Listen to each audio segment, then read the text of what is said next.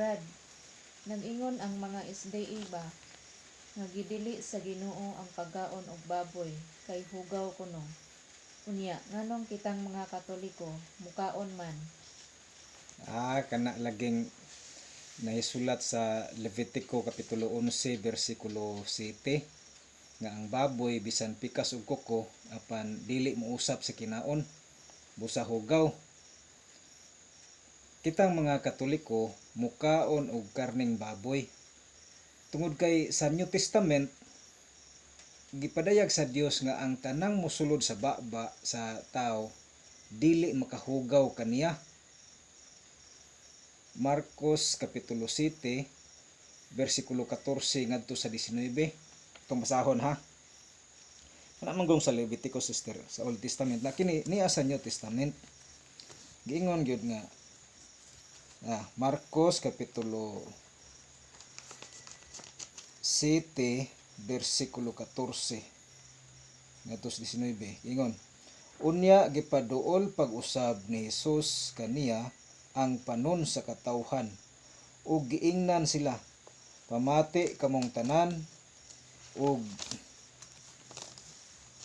sabta ninyo kini, bisan unsa nga mosulod sa baba sa tao dili makahugaw kaniya. Ang makahugaw sa tao mao kadtong mogula kaniya. Sa dihang mobiya na siya sa panon sa katawhan ug misulod sa balay, gipangutana siya sa iyang mga tinun-an mahitungod sa maong panultihon. Mitubag si Jesus kanila, ang inyong panabot sama sa uban, wala ba di ay kamo makasabot? Bisan unsa nga mosulod sa baba sa tao dili makahugaw kaniya. Kay ang pagkaon dili man mosulod sa iyang kasing-kasing, kundili ngadto sa iyang tiyan, ug unya mogula usab gikan sa lawas. Sa pagsulti ni Jesus niini, iyang gipahayag nga mahimong kanon ang tanang pagkaon. Buti pasabot, sister, sa Kristyanismo, ang pagkaon walay labot sa kaluwasan. Naa sa Roma Kapitulo 14, versikulo 7, nga ingon din basahon, Roma 14, versikulo 7.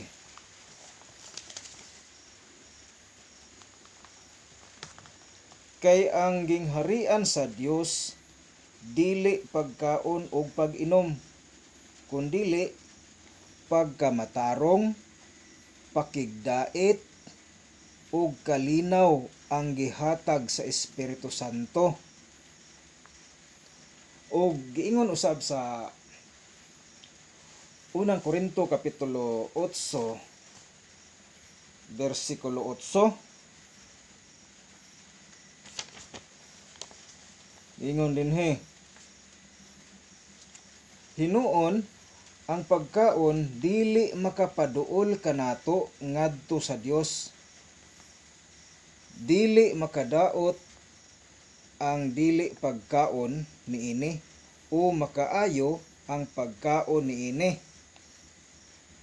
Sa Old Testament, sister, hugaw gid ang baboy. Apan sa New Testament, ang tanang hayop nga hugaw gihinluan na sa Dios. Asa mabasa? Naa sa Buhat Kapitulo 10, versikulo 11 ngadto sa 15. Atong basahon. Nakita niya nga nabukas ang langit ug may tunton nga ingon sa usa ka dakong panapton nga gihiktan sa 4 ka eskina. Sa sulod niini, diha ang tanang matang sa mga langgam nga ihalas ug mga mananap nga mulakat ug mukamang. Unya may tingog nga miingon kaniya, "Hala, Pedro, pag-ihaw og kaon." Apan si Pedro mitubag, "Dili ko, Ginoo, kay wala pa ako makakaon og bisan unsa nga giilang mahugaw." Ang tingog miingon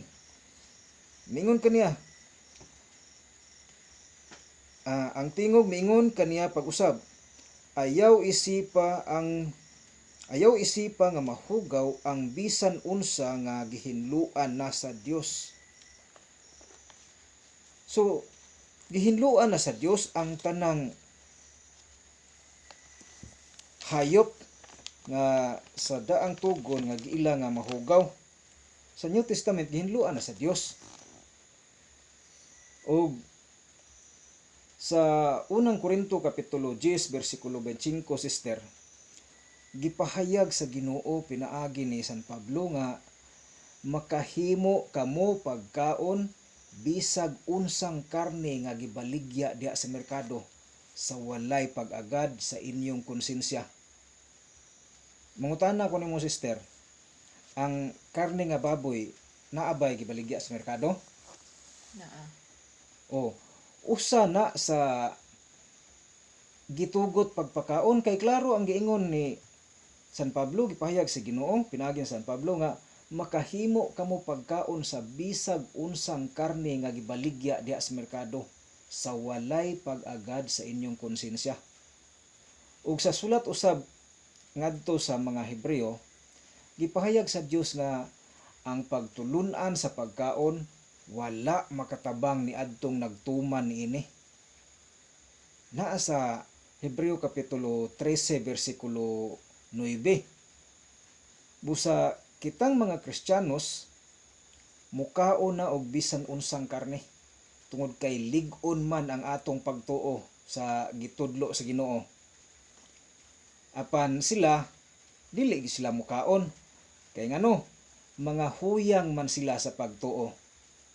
Roma kapitulo 14 bersikulo 2. Muna ang akong tubag, sister, ang baboy hugaw gina basta wa pa na maluto.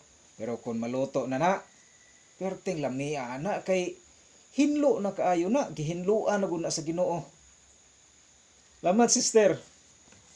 Salamat, Brad. God bless. God bless po, sister. Daghang salamat sa imong pangutana.